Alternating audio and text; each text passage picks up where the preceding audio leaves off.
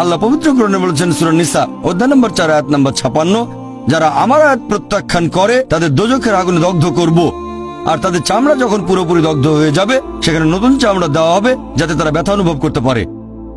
এখনকার বিজ্ঞান জানতে পেরেছে আমাদের চামড়ার নিচে পেইন রিসেপ্টর থাকে। তাহলে আল্লাহ সুবহানাহু ওয়া তাআলা যদি হিটলারকে পোড়াতে চান 60 লক্ষ বার, তিনি তা পারেন। 1 কোটি 20 লক্ষ বার করতে পারেন।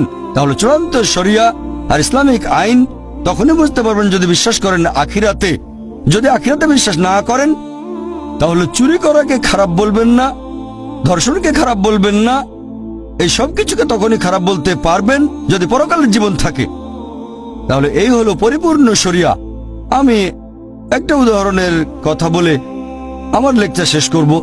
যখনই আপনি শরিয়াকে বিচার করতে যাবেন বিশুদ্ধ উৎস দিয়ে বিচার করবেন, মানে পবিত্র কোরআন আর আমাদের নবীর সুন্নত অর্থাৎ সহিহ হাদিস। এখানে একজন মুসলিমের কাজ বা মুসলিম সমাজের কাজ দেখব না। আমি জানি প্রত্যেক সম্প্রদায়ের ভেতরেই কিছু কুলাঙ্গার থাকে। কিছু লোক নিজেদের মুসলিম বলে কিন্তু শরিয়া মেনে চলে না। ইসলাম বলছে মদ পান করো না, মাদকদ্রব্য নিও না। এরকম অনেক মুসলিম আছে যারা এসব কাজে অমুসলিমদের চেয়েও পাকা। আমি এটা জানি। এরা হচ্ছে কুলাঙ্গার। প্রত্যেক সম্প্রদায়ে কিছু কুলাঙ্গার থাকে।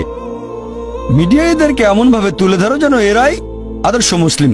গতকাল একটা উদাহরণ দিয়েছিলাম, যদি একটা গাড়িকে যাচাই করতে চান আর ড্রাইভার যদি ভালো চালাতে না জানে, হুইলের পেছনে কাঁপাকাঁপি করতে করতে অ্যাক্সিডেন্ট করে বসলো, কাকে দোষ দেবেন? ড্রাইভারকে না গাড়িকে?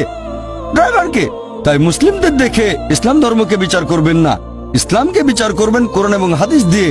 আরেকটা গাড়ি যাচাই করতে গেলে হুইলের পেছনে আপনি এমন কাউকে বসাবেন যে খুব ভালো ড্রাইভার। তাহলে একজন মানুষের কাজ দেখে ইসলাম ধর্মকে যাচাই করতে চাইলে সবচেয়ে সেরা দৃষ্টান্ত সর্বশেষ চূড়ান্ত নবী মুহাম্মদ সাল্লাল্লাহু আলাইহি ওয়াসাল্লাম। ওয়া আখিরু দাওয়ানা আলহামদুলিল্লাহি রাব্বিল আলামিন।